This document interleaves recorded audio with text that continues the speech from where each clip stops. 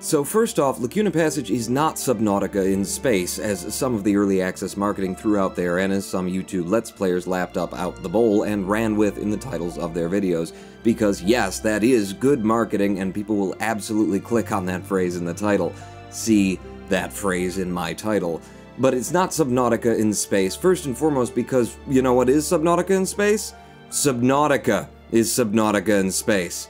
Lacuna Passage takes place on the surface of Mars, a 20 kilometers large swath of the surface apparently modeled after actual satellite imagery of the planet's topography. And if we're invoking the something but in space moniker because the surface of the planet on which the gameplay is set curiously exists in an orbital pattern somewhere in the vastness of the entire friggin' cosmos, then Subnautica, set under the sea on an ocean planet in an unknown galaxy far, far away with a giant sinking spaceship as the massive ever-present set piece, is way more in space than Lacuna Passage. I won't bring up how non-parallel these two games run, where Subnautica is a bright, vivid, colorful world full of life and movement and beauty in every direction, while Lacuna Passage and its realistic, accurately terrain-deformed, monochromatically copper-washed surface of Mars is, you know, not. I won't hammer how Subnautica is brimming over with resources and crafting recipes scattered throughout the world, immediately engaging the player and giving them agency in their own survival, while Lacuna Passage is, you know, not. Or where Subnautica challenges the player to survive not just in the face of always-on hunger, thirst, and oxygen needs, but also under the steady excitement of ever-present threats and unknown predators lurking in the depths and hidden in every crevice, well, Lacuna Passage is, you know, not. I'm tempted, I really am, but I won't do that. Lacuna Passage is an early access title, and I'm about to review it, so to head this off at the pass, let me remind the internet what Steam tells you when you purchase an early access game. Hey yo, you like this steez? Cause it's as is. You got the same 2 hours to return this thing as everybody else. We ain't handing out refunds for something you hope to get better. Lacuna Passage is a discovery and crafting focused title that drops you onto its main set piece, the accurate topography of the surface of Mars, with a single, almost lamentably too familiar goal: survive. We've seen this game before, and oh, in the post-Minecraft world, we've seen this game far too often. Manage your hunger, thirst, air supply, heat, electric charge, and REM sleep cycle, while exploring the world around you and crafting what's needed to keep on keeping on. Now, I've got nothing against survival crafting as a genre, some of my favorites exist therein, except that since October 7th, 2011, this industry has churned out at least one of these games per second in a quest to cash in by occupying space in the same aisle as a masterpiece, leaning in whenever anyone tries to take a picture with it. Not just overexposure, but a majority of honest-to-God bad games in the genre that thought they could get away with slapping survival mechanics into a new setting without having a cohesive world design, a story to tell, or studied awareness of a player's experience, has left this corner of the gaming market a harsh and lifeless atmosphere full of contenders where few survive. Ironic, isn't it?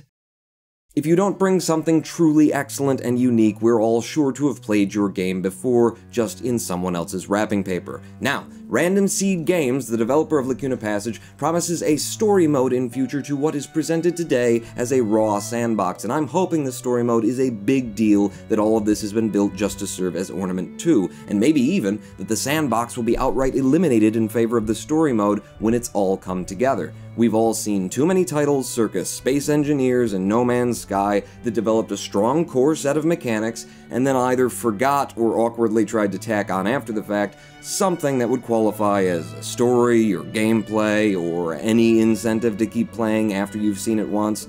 So I hope Lacuna Passage is planning a lush, deep, story-driven experience with a well-voiced female protagonist and audio logs dripping with atmosphere and drama, and that the sandbox gameplay I tried last week has only temporarily been slapped together for the sake of drawing in some cash to support continued development. And I say that because the sandbox is not particularly good, whereas the story setup ain't that bad. Let me give it the treatment.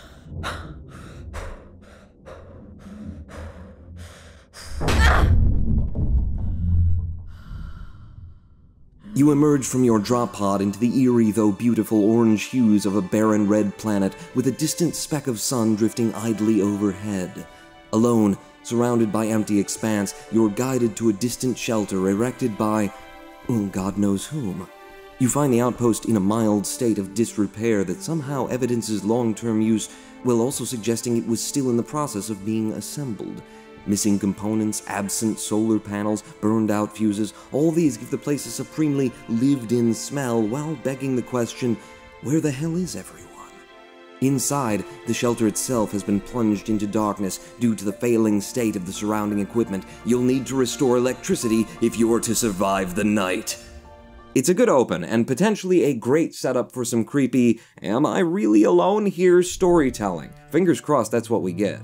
And before I sink my teeth into the bad of Lacuna Passage, let me lavish some praise for the tutorialization here as seriously top-level, grade A stuff. There's no heavy-handed step-by-step instruction because someone thought long and hard and built the tutorial as an in-game experience the player figures out on their own. The first time I played Lacuna Passage, which I failed to record, sorry, I spent so much time bumbling around and checking out the equipment that by the time I made the last connection to the last machine, the sun had already set. And without a sun overhead, the solar panels weren't sending any new juice to power the shelter's lights.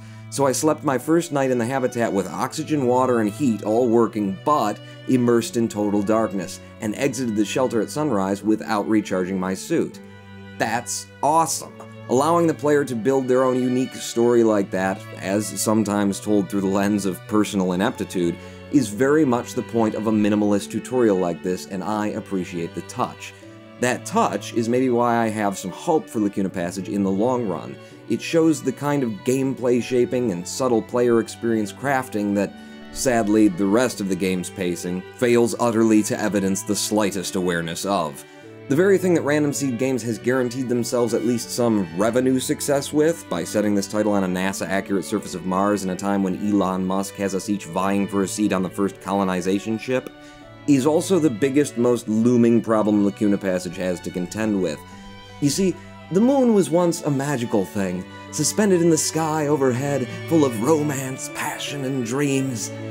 Then we went there. It's gray, it's covered in dust, made of rock mostly. We haven't been back. Mars is a big, red, empty desert. It may have incredible potential, but right now it's pretty damn boring. And its pacing is awful. Mars pacing. I'm talking about Mars here, people. And as new as Mars is to Steam's early access, it's certainly not a complete experience that should be judged with any finality, but as close as it is to being an enjoyable one, wanting just a few minor tweaks to be a passable demonstration of its mechanics, I worry that the empty vistas and massive gaps of nothing to do but walk in a straight line are part of the design, that it's intentional. That someone back there thinks its pacing is atmospheric and not just... Immediately after surviving the first night, Lacuna Passage sent me, literally, on a 3.5-minute walk. No joke. The game said, go over there and flip a switch, and over there was no exaggeration, 3.5 minutes, IRL, tick, tick, tick, away. To better describe precisely how boring and not actually gameplay pointing your character at a thing and holding W for 3.5 minutes is, I ask you to rewind this video 1 minute and 45 seconds, click mute, and press your middle finger on a table, because you have now been watching that exact walk just half the amount of time it took me to play it. And even with this commentary over top, you were still so visually bored that it occurred to you how lazy the editing had gotten, right? But no, wait, that's unfair. I'm actually lying to you. You haven't been watching the 3.5-minute walk Lacuna Passage sent me on to throw a switch. Truth is, I left the shelter so early in the morning that it was pitch black out when I did the walk, so what you've been watching is the other 3.5-minute walk back to the shelter because the first one looked like this. Oh, what fun! Literally, herein lie a game that in the first 30 minutes invites you to set course, balance a roll of dimes on the W key, and go make a couple of ramen noodles. About the time they're done, Lacuna Passage might have something for you to do that could be called a game. You know what it is, actually? It's Elite Dangerous, but in space. Ouch.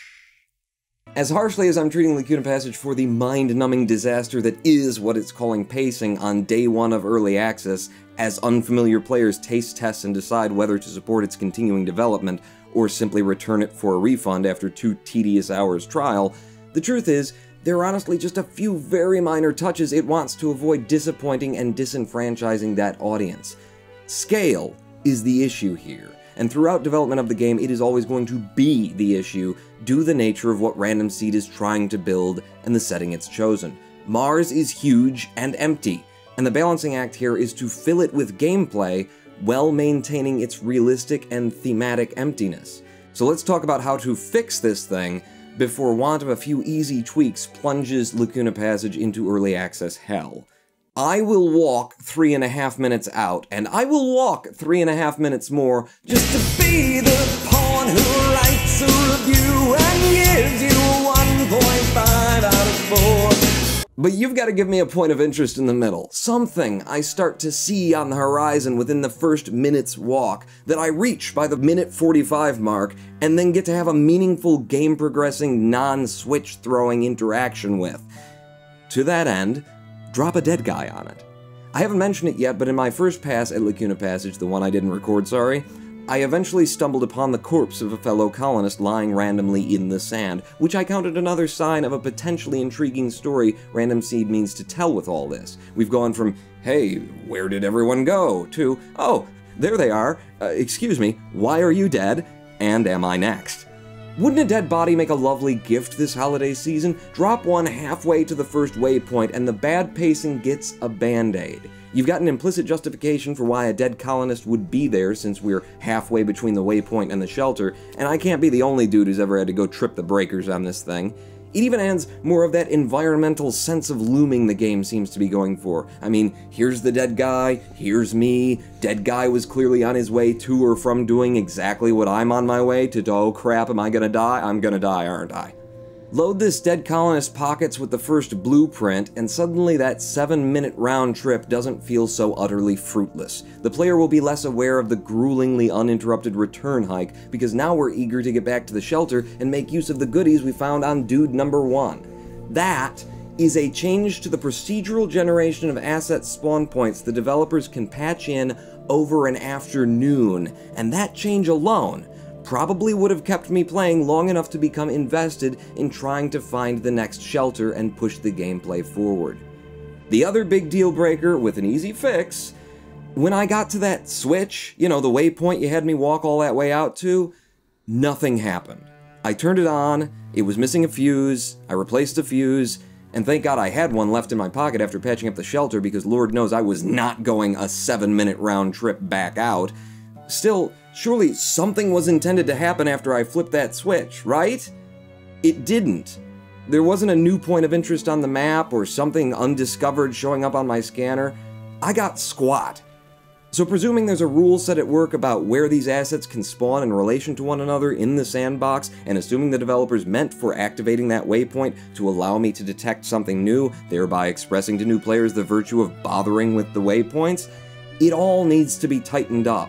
Even if only as it relates to the assets surrounding a new game spawn point, so you aren't burning goodwill in the game's opening. Seriously, these two changes could save the experience of first-time players and need to be this development team's immediate put everything down and get this done priorities. Regardless of how you plan to change things later, nothing can possibly matter as much as the fact that you can't unmake bad first impressions, and boring is not a word you want players leaving in the comments of the Steam store.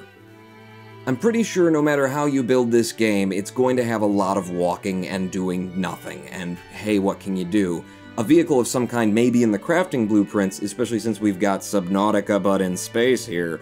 But craftable vehicles aside, it sure looks like walking is going to be the first few hours' agenda in this title.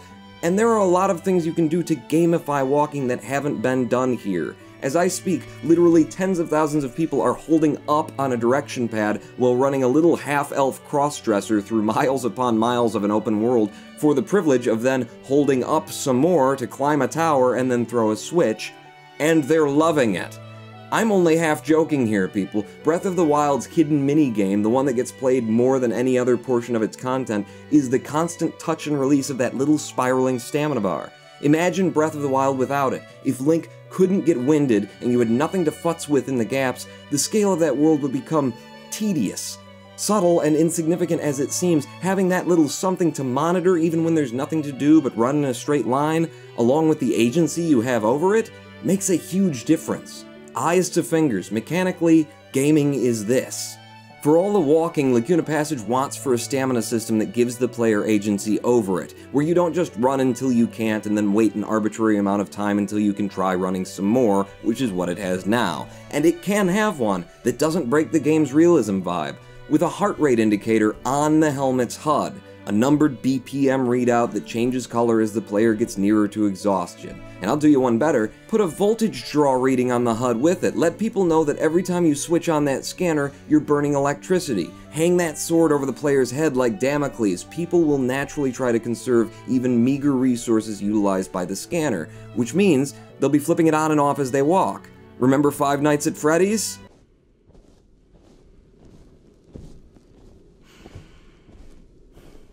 Now listen, none of this may sound like capital F-U-N fun, but compared to setting course and holding down W until you get where you're going, it's a drastic improvement.